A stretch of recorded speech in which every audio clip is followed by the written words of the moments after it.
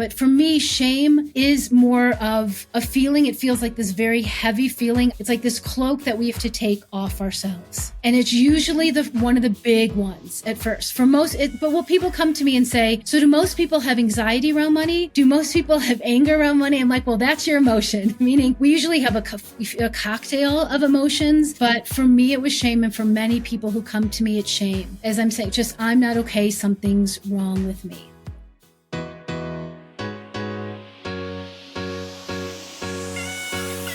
Welcome to Knowing Me, Knowing You, the podcast for the future of wealth management. Thanks for being here. I'm Marla Sofer. Money is a tool. It empowers people. Let's dive into how technology is personalizing advice, strengthening connections, and creating lasting impact. If you're an advisor looking to differentiate, a fintech leader shaping the next wave, or a client ready to take control of your financial future, you're in the right place. Let's get started.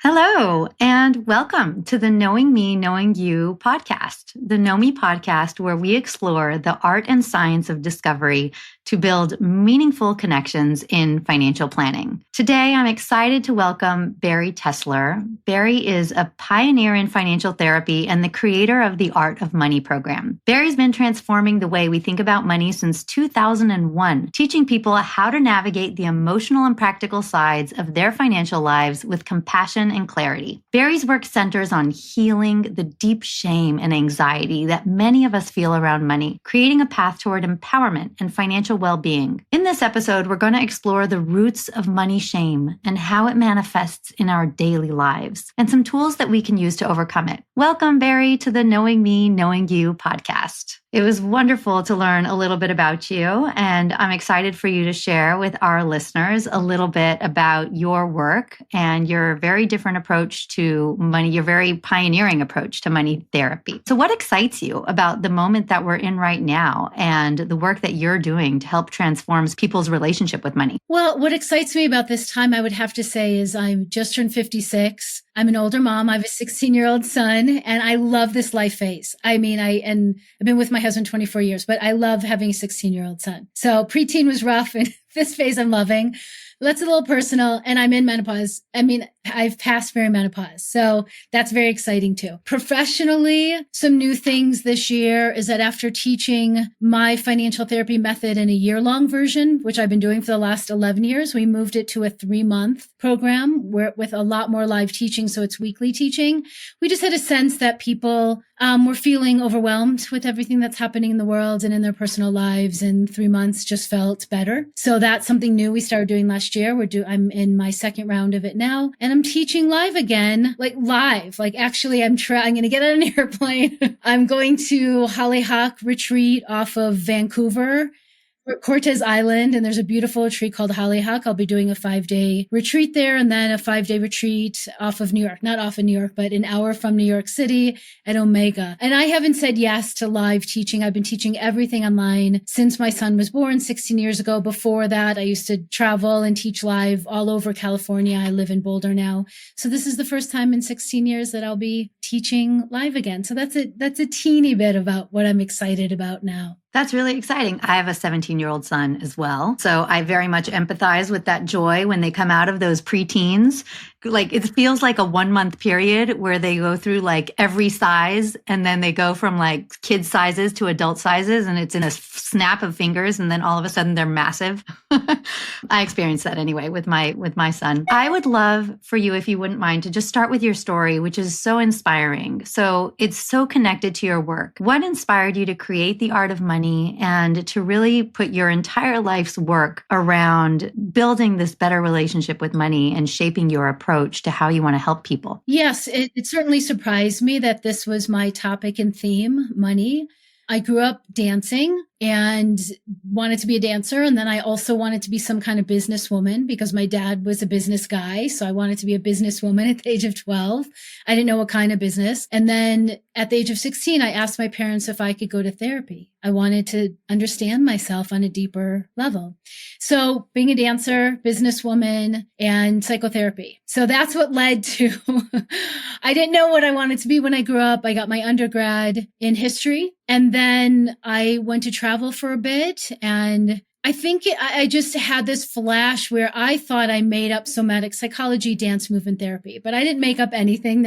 There was graduate programs, a few around the country. And so at the age of 24, I started graduate school in somatic-based psychotherapy. It just simply means our mind and body are connected. That's all that somatic therapy it means. It means that as a therapist, I'm going to be watching body language, shoulders up, shoulders down. Is your jaw tight? And invite you to just notice what's going on in your body. Also, what's going on in your thoughts, what memories are coming up, but what's happening on a physical level, sensation level. What are the emotions? Where's your breathing in your body? Are you holding it? Is it up in your throat? Is it down in your chest? So that's just a teeny definition of what somatic psychology was. And in my 20s, I spent my entire 20s working in the mental health field, working in hospice, both on the bereavement side, both doing overnight care for people that were getting ready to die and pass. And I did a lot of movement groups with young women, helping them learn how to step into adulthood. And my topics were sexuality, intimacy, body, food, grief, and death. And I thought those were my favorite topics all through my 20s. And I still touch on all of those topics. When you're doing money work, we still get into grief and death and intimacy and all of it. It's through the doorway of money. But for me, what happened was when the student loan came due, suddenly I had this flash of insight again of, wait a second, how did we train to be therapists and study every single topic and not ever have any money conversation? So how was I going to understand my own money story and emotions? How was I going to help couples when they're fighting about money and have different styles about money? How was I going to start a private practice and start a business and do the sales or marketing or even the bookkeeping? So it was such an obvious, glaring missing piece for me, and it terrified me. But it was one of those moments where I made a decision. Either I'm going to not pay the student loan and travel the world and ignore it. I had that thought. It was an option. Or I was going to face this big, scary topic in my life, money. And I was going to learn every single thing that I could. And I started out by doing my own bookkeeping and learning bookkeeping. That was the very first stop, and learning Quicken and learning QuickBooks and learning in Excel. And it was kind of mind blowing for me as a dancer, as a creative person, to trust the other side of my brain and to learn it. And it was so empowering. It was incredibly empowering to learn a bookkeeping system and then to start a bookkeeping business, because from 28 to 32, I wasn't ready to hold up my shingle. I'm a psychotherapist. I wasn't ready for that. So I wound up running a bookkeeping business, and people threw their books at me. They didn't know I had a master's in psychology. They didn't want to have anything to do with their bookkeeping. They just said, please take my books, do them for me. And I always say I learned so much about people's relationship to money by seeing how they earn their money, their cash flow patterns, what was important to them, how their spending patterns, was their spending in alignment with values, and then, wow, the family dynamics.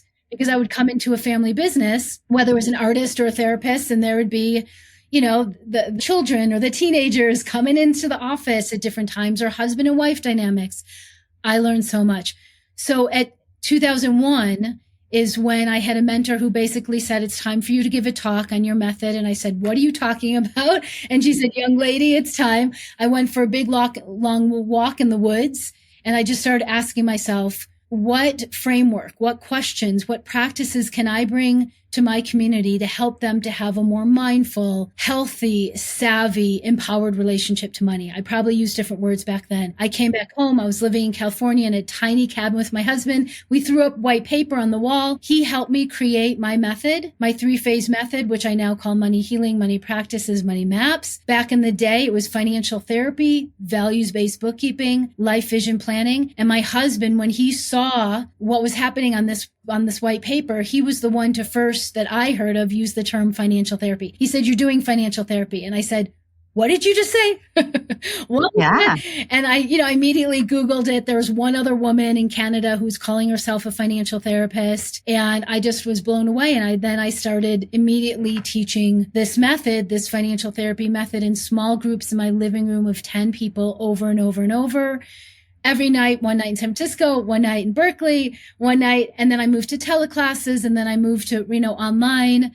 And we had 500 students each year for many, many years, representing 50 different countries all over the world. And I'll just complete. I've written 2 books, and as well, I'll just share them. One is The Art of Money, a life-changing guide to financial happiness. Tons of stories of my own, community stories. I love storytelling. Lots of practices that I teach, creative practices to make this more fun and engaging, because it's such an intense, scary topic for most people. And the second book is The Art of Money Workbook, which is all journaling questions. So sounds like you embed a lot of tips and tools and frameworks.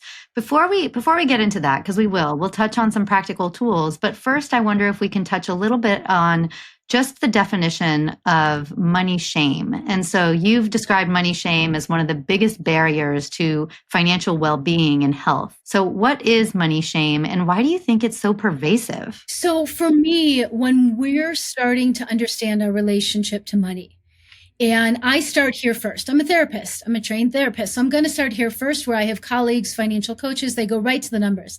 They go right to the bookkeeping. And I love the numbers and I love bookkeeping.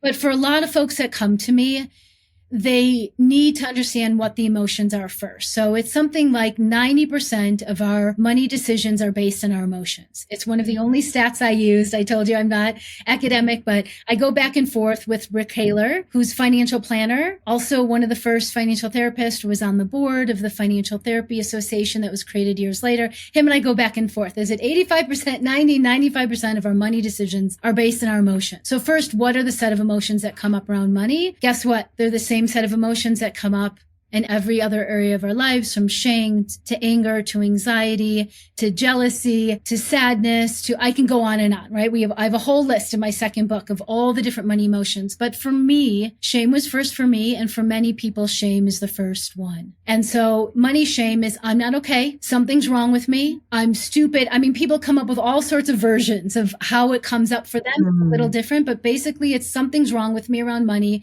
I feel stupid. I never learned about this. Or if I had come from this family or that family, I would have learned about money and I would have been set and just have a really healthy relationship with money. But for me, shame is more of a feeling. It feels like this very heavy feeling. It's like this cloak that we have to take off ourselves. And it's usually one of the big ones at first for most. But will people come to me and say, so do most people have anxiety around money? Do most people have anger around money? I'm like, well, that's your emotion. Meaning we usually have a cocktail of emotions. But for me, it was shame. And for many people who come to me, it's shame. As I'm saying, just, I'm not okay. Something's wrong with me. And do you notice a big difference in clients and people that you've interviewed and worked with in gender? Do you feel that women carry more shame or not necessarily? I had a conversation with my husband about this. I mean, the people who come to do my work, I would say are 80% women. Isn't that interesting? Mm-hmm. Men come solo, and I have a lot of both heterosexual couples and gay couples, women, men, but it's mostly women who are coming to do my work because there's emotions involved. So guys may go to more of just a financial planner and say, we're just going to get straight to investing and look at the numbers. Although my husband's not your typical guy. He's a little more, he's very open to therapy and feeling his feelings and expressing them. But he even said, shame's not my word. That's not my word. I just have. It doesn't resonate maybe for him. It doesn't resonate with him. It took him a while to go, oh, I actually do feel shame. And this is how I experience it. So, but shame can look in so many different ways for everyone, but is usually the first thing. Something's wrong with me. Everyone else learned about this. So people will come to me and say, I was cleaning out my closet. I found an ad when I used to do print ads. I don't do those anymore, years ago, in a yogi magazine. And I called, I looked you up on the internet to see if you're still there. You're still doing your work. I'm ready to do it now. Yeah. Or people would call me when I used to have a phone line. I don't anymore, years ago, and just talk to me. Just need to have a safe and brave space where they can talk things through. And what they're talking through is more emotional than transactional, or it is literally what you're doing is integrating the two. I'm integrating financial literacy and emotional literacy and financial literacy, because these are two of the biggies that we did not learn growing up in small increments from grade school on up, right? I got that one accounting class in high school. My son had a great personal finance class 2 years ago at his high school, but most of us, right, 30s, 40s, 50s, 60s, 70s, 80s, my community is 25 to 85 years old. That's who's coming to me. And so most of us did not receive a financial literacy education growing up, or we received parts and pieces of it. And we did not receive emotional literacy. How do I work with my emotions? How do I name them? How do I sit with them? How do I not go into full fight, flight, freeze? Or I would just say slang freak out, but that's all normal to me, meaning like normal. What's normal is humans that I know are sensitive. The money emotions aren't going to go away one day, but they can be reduced in size. The volume can be reduced significantly. We can catch them quicker. Oh, I'm going into some shame feelings right now. And so I integrate them, because for me, it's not about just bringing mindfulness and awareness to your money emotions and learning how to work with them, but that's huge. But then it's also how to bring them to practical money decisions. You're in the middle of a car dealership. I tell many stories. One of them is my own in the car dealership. All of a sudden, the decision-making process was going too fast. Yeah. It was for a second car. And, years later, I wound up buying a home. We bought a home, me and my husband. I led the way. And it happened in 36 hours. But here was a few years before that. We're in the car dealership, and I'm noticing that my breath is starting to go up the top of my body. Because it was going to be a big expense, and because you kind of were feeling stress about the big expense? Well, this is what I did. This is how I figure out what's the money emotion and how do I work with it and how to try to calm myself down in the moment. And this is one of the tools that I give. It's the first tool I give people. It's the body check-in. I realized this because the very first evening of one of my classes in 2001, we sat down in a circle of 10 people. I said, let's start talking about your family of origin, what you learned from your mom around money, positive and negatively. What did you learn from your dad, grandparents? How were you different with your siblings? People shut down, deer in the headlights. People just sat very still. It was too much too soon. I realized I was completely ignoring my decade of training as a somatic psychotherapist. So the very next week I came in and I said, I'm going to teach you a body check-in. I already touched on it a little bit. It's just stopping and pausing. People call it grounding. People call it meditation. Maybe you already have your own version of this that you apply to different areas of your life, but you're not bringing to your money day-to-day interactions, conversations, decisions yet. So body check-in is just stopping and pausing and checking in. What's going on a physical level right now? How am I seated? Is my jaw tight? Are my shoulders up? Are they down? Sensations. Is there any hot and cold in my body? Tightness. Emotions. What's the emotion? I think it's shame, or I think it's anger, or it feels like sadness, or it feels like anxiety, just naming what it is. And then what is your breath doing in your body? Is it up here? Is it down here? Is it full, shallow? And then I always end a body check-in. In the somatic world, it's called resourcing. What is one little adjustment that I can make right now to help me feel more present? To help me feel more okayness in my body right now. It could be a simple thing. I'm going to try and get my breathing down deeper. I'm going to lower my shoulders. I'm going to do a little shoulder shimmy. I'm going to loosen my jaw. I'm going to put my hand on my heart. You can do whatever feels right. So resourcing is you check in with your body. What are you noticing? Right? So in the car dealership, I said, hold on, husband, hold on, car salesman. I'm going to the bathroom. Bathroom's a great place to do a body check-in, but you can also do one sitting there while you're meeting with your financial planner. They don't have to know you're doing it, or you can invite them or tell them, I'm having some emotions. Give me a second, which maybe we can talk about more. I went into the bathroom. First, I check in. What's the emotion? What's happening in my body? Right. And for me, it was a little bit of hyperventilating. It was anxiety. What is this reminding me of? Oh, this fast money decision. It wasn't the amount of the money. It was that this decision was really happening fast. That's what was triggering for me. And it was reminding me of a bad experience my parents had when they had an audit at some point. So that was somehow the memory. For everyone, it's different. So it was, okay, now what do I need to do to get to help me calm down in this moment? Well, it was just, can I get my breath down in my body? I've done a million body check-ins, so I know how to do it. Body check-in number 1 or 10, you may not be able to get your breath down, but try it, right? So it's, what are you noticing in your body? What is this reminding me of? But also naming the emotion, just sitting with it. Hello, money emotion. That is important to me as a therapist. And then we get to the practical. Now, what's the practical thing I need to do right now? Oh, I need to go back in the other room, sit down with my husband and have a 20-minute money date. Right? So we sat and had a money date. Do we have the cash flow for this? Yes. We know our numbers, right? So we know. Is this decision in alignment with our values? It was in our first electric car 12 years ago. So yes.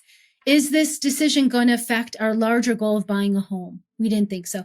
So we just went through a series of questions that we made up on the spot, or we bring to these more money decision moments in small, medium to large. And then we made the best choice we could, and we left the car dealership. And then afterwards we do a debriefing. How do we feel now? Are we getting the value out of this purchase? Was it a good money decision? Would we do things different next time? So you see, for me, there's always a, what's the money emotion? What's going on? What does it remind me of? How can I just sit with it, name it? You know, money emotions can move quickly if you just are present with them. They hang on longer when you try to ignore them, push them away, stick them in the sand, you know?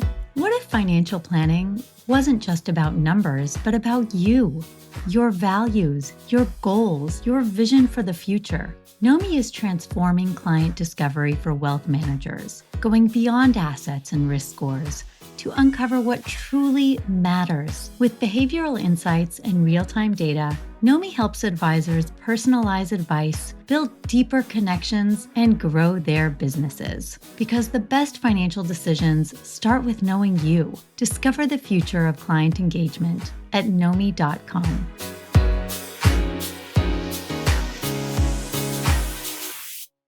I think even just recognizing it is huge. That in and of itself, I think, is such a massive step. And I feel that one of the things you said is that, you know, financial people, their comfort zone is numbers. They are not trained therapists, most of them. There's very few, and it's definitely an emerging practice where people are combining all kinds of different therapy with money. But today, most financial advisors and planners go into that industry and into the field because they like numbers. They like tracking markets. They're not necessarily going to be the people that look at a client and say, "Ooh, your shoulders just spiked up. Oh, I can hear that you're sounding really stressed and tense right now." So I think everything you're sharing is so valuable to exactly those people, because for those clients, to get them to do what you know is in their best interest, you might need to help them work through those emotions. And so you're giving such amazing tools that anyone can access and just help people recognize what is holding you back. What is it that's making you feel stressed and tense in this moment? And pause. And that might need some uncovering and unpacking in order for you to take the next step forward. It will, because again, this is just not training that we got as a kid, you know, and even if you go to a therapist, therapists aren't trained in money work. It's changing. My first book is being used as a textbook in an academic undergrad program for the first, you know, and I cannot wait to get my first book as a textbook in all of the graduate school programs, right? When anyone's training to be a counselor or a psychotherapist. But here's the thing. It's so important for the client to do this work because they can be given a financial plan and go, well, this is a nice plan, but I'm not sticking to it. And then they overspend, and they have to have some tools to get in there and understand, why are they overspending? What are the emotions that come up? So for me, first stop is really working at the money emotions, which leads to money story, work and understanding that more. But I'll say one more thing. The planners need to be doing their own money work as well. So a few years ago, I started a mentor program where I was bringing in therapists, financial planners, bookkeeper, accountants to give them a safe space to talk about their own money stuff. Because yes, financial planners as a whole, great at the numbers. Money is way more black and white for them. They're fabulous at planning and thinking about the future. Not everyone, but some planners have their own money issues. I mean, they still have their own money stuff to work with, or they need to realize that what they think is the right way for a financial plan, it may not work for clients. It's their right way as the planner, but they might need to present a few different options so that the client can come up with their own decision and make the right choice for them. And it may be a different choice. It may be, I want to travel now. That's a priority for me over saving to the max that I can for my retirement. This is what planners don't get. They don't get the money psychology training. They don't get the emotional part of it. So one little anecdote here is I had a couple Okay, heterosexual couple. He came from a strong finance background. She is someone who, since I've known her, went from being a yoga teacher, a mom, to a realtor, and now she's a financial planner. But back in the day, she was still considered more the creative yogi person. And he was coming in going, I know everything. I have the finance degree. I'm going to sit you down and show you my spreadsheets. And she was like, get those spreadsheets away from me. And he felt like he was the best teacher for her. And they came to do my work and realized, one, they did have different styles and approaches, like every single couple that I know, right? No two people are doing money in the same way in how they earn and spend and save and give and invest and so on. They also have different styles and approaches. She hated the spreadsheet. She needed to learn Quicken on her own, separate from him. He realized, guess what? He doesn't know everything. They never talk about money psychology in any of his training. So I just want to bring in that financial planners don't need to become therapists. I've known some that have gone and gotten a master's in psychology. A few have, but they need to learn some better bedside manner to know this is so emotional for most of their clients, or if they're working with a couple, at least one of them. And it doesn't mean they're stupid around money. It just means that a lot of emotions comes up for them and they need to find their own creative approach or style with learning money skills and money management. But I think everyone can learn. They just, might need to learn it in a more creative way. That's why my book is filled with all these creative approaches. Yeah. I love it. And allows people to have their own personal journey. Yes. So our last question on the podcast is always, what is one instance in your life or a conversation that you've had that totally changed your relationship with money? So I'll try to be succinct here. It happened in a few moments for me. It was, and then it was the reverse. So for me, it was every time as a therapist, I was getting paid $11 an hour in my 20s. $11 an hour, right? You can't even. It's like a coffee these days. Exactly. You can't even buy chocolate. Like I wanted to show up with a basket full of chocolate at dinners, or you couldn't get a massage. You couldn't do anything. Right. So for me, there was a moment where I started learning accounting and I got bumped up from 13 to 15 an hour and then 15 to 20 an hour and 20 to 25 hour. That was a moment where I moved through a money ceiling. And then it was that significant for me years later when I was trying to get 50 people into a program. I probably would have gotten paid 30 to 50,000 for that program. And then that year I opened up my year-long program and we got 320 people and they each were paying 1,000. So that leap too was as significant, meaning me just moving through a money ceiling from 13 to 15 an hour. And then, now every year I'm not always moving through money ceilings, right? I'm not always trying to make more. I'll tell you one more the other side of this is that I always had trouble saving. I was given the financial identity of a spender, like at the age 6, because I just like things, right? And it wasn't until my 30s when I started making more money and I taught myself how to save. And now my husband and son call me a squirrel. I still love to spend, but I really love to save as well. So those were just two kind of behavioral things and money patterns, from under earning to moving into more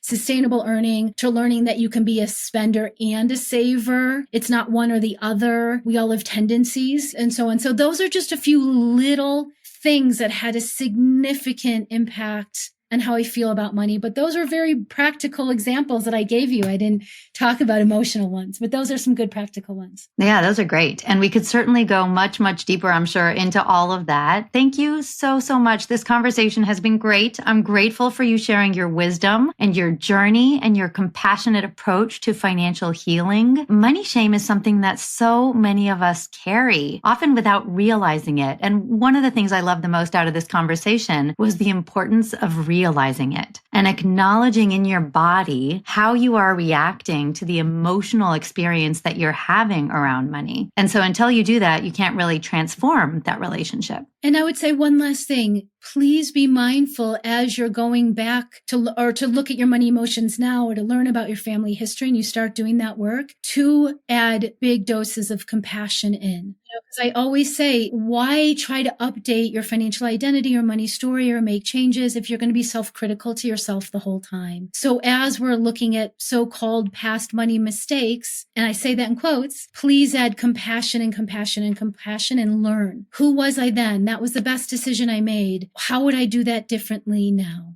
Thank you for adding that. This has been great to help both financial professionals and individuals reclaim their financial confidence and their relationship with money. If today's conversation resonated with any of our listeners, start small, reflect on your own money story, open up a conversation, explore tools like the body check to build a healthier financial identity. Healing, I think, very often starts with self-awareness and then the small, meaningful actions you take to improve your future. So Bari, where can our listeners find you and dive deeper into your work? The best place is my website, baritessler.com. And I have a blog and I have a podcast, and you can find my books and you can find all my other programs and financial therapy that I offer. So please go there. Fantastic. And for our listeners, think about your own money beliefs and recognize in your body which ones you might want to pay a bit more attention to. Thank you for joining us on the Knowing Me, Knowing You podcast. If you enjoyed this episode, share it with someone who needs to hear it. And don't forget to subscribe, rate, and review. Your support helps us bring more transformative conversations to you. Until next time, keep discovering, keep growing, and remember, you're in control of your own financial story. Follow us for more conversations on financial confidence, self-discovery, and the future of money.